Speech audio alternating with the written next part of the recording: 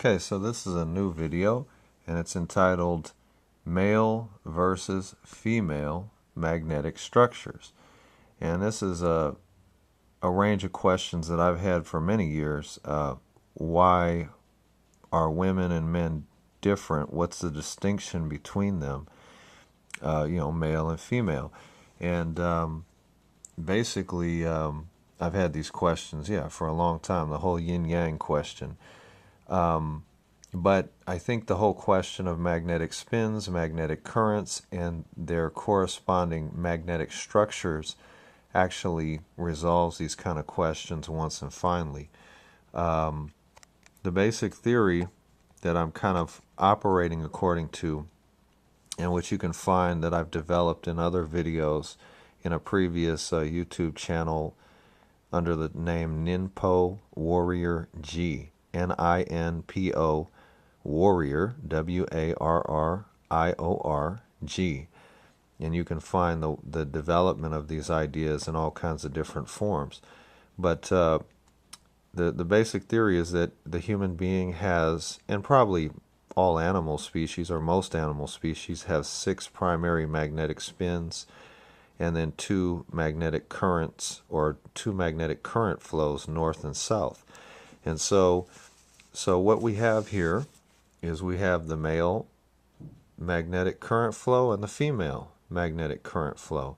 Now what's interesting about it is that as you look and you go back and forth and you look at them, these the magnetic spins structure of the male and the female, or the female and the male, and the magnetic current flows actually explain many kind of facts that we know from observation as far as the actual distinctions and differentiations between male and female. So for instance, if we start at the bottom, in the male, we have these magnetic spins that are spinning such that forces are being pushed downward, essentially. And of course, this accounts for the formation of the penis in the male.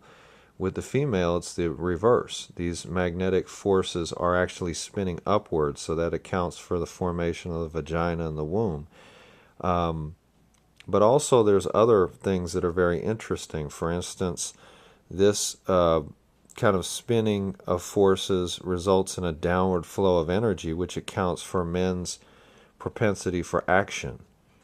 And of course, if you look over here, you have these spins right here that are spinning forces. You have forces spinning upward, and then forces spinning upward, and then from the head, forces spinning downward. And look, it's localized right at the throat, right at the voice, and this accounts for women's propensity for words, for verbiage, for releasing excess gases through their vocal cords. So, yeah. And then what we have right here is these flows, magnetic spins in the male, you have forces going upward, and this accounts for men's propensity for thought. So if you look at this structure, just the male structure, you have forces going upward into the head, with women going downward towards their voice, the words.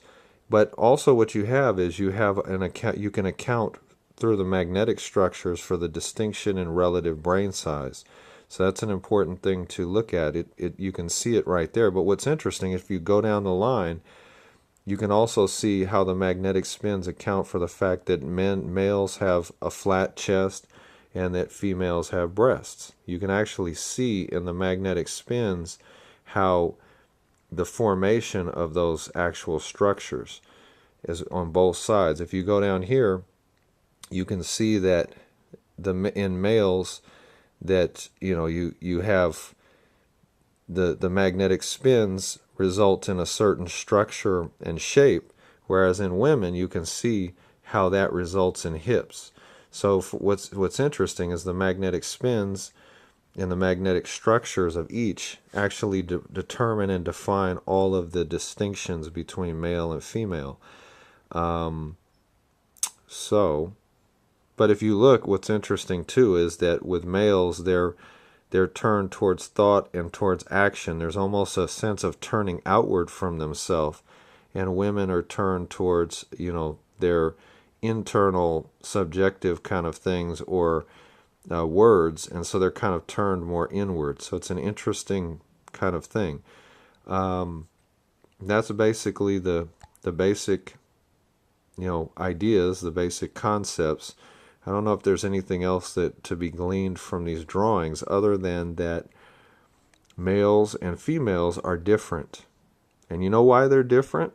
Because they have different magnetic structures. And these magnetic structures have different spins. They have different spin structures, magnetic spin structures. And this is why we are different. So we are different. We are not the same. Okay? So it doesn't mean that one is better than the other, that one is, superior to the other. We each have our differences. And guess what? We're intended to complement each other. And you can see this very clearly. We think, you talk. We act, and I don't know, you guys do something else.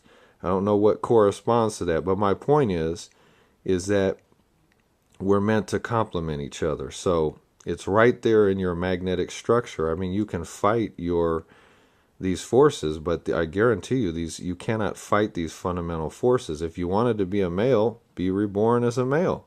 You want to be a female, be born as a female. But as long as you come into this earth with a male or female body, then you can't be fighting your own magnetic spins. Okay, so I just want to make that really clear. Men need to stop emasculating themselves to, kowtow to feminism and feminizing themselves, because you're going against your fundamental magnetic spins.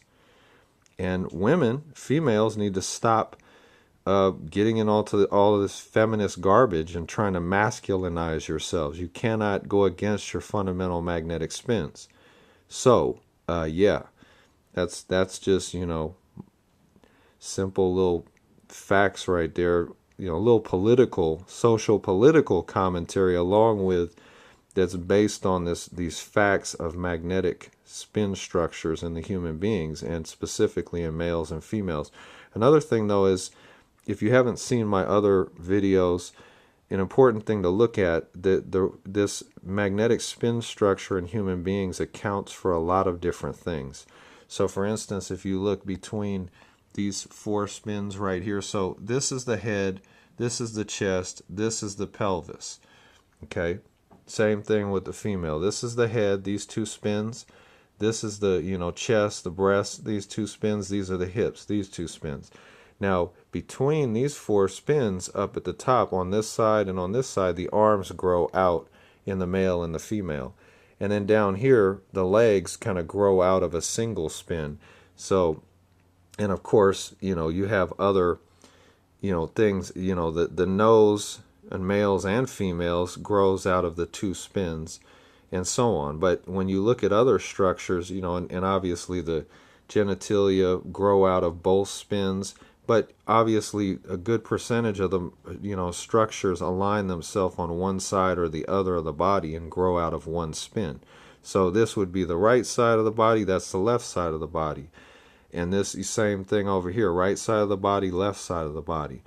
But the point is that magnetic spins, magnetic currents produce magnetic structures at all scales, including in human beings, and that the magnetic structures of males and females are distinct. And that gives us and accounts for the actual, not just the structures of our forms, but our different psychic structures. The reason that we have fundamental psychic differences, not just physical differences, but psychic differences, is because we are magnetically distinct. Complementary, but distinct. So, not better, not worse, but different and distinct. And in our own way, we each have our equality, but we each need to be acknowledged and appreciated for who and what we are as beings. So without having to compromise on our fundamental nature and fight with it, or our fundamental qualities, and have people questioning them, things that they have no right or business to question. Thanks.